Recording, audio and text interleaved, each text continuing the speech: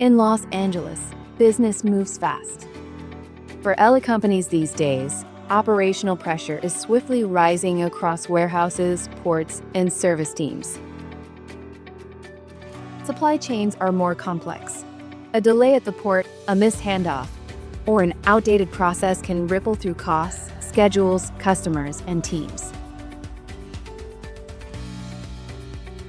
Freight moves fast, and decisions have to move with it, clearly, quickly, and responsibly.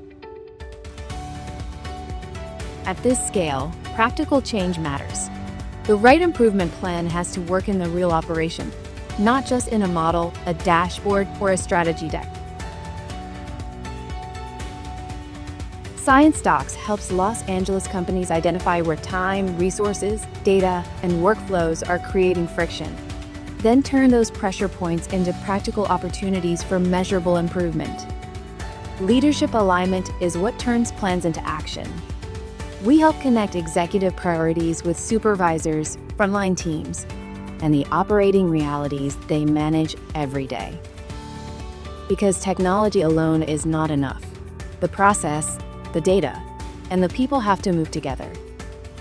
Optimization has to be practical.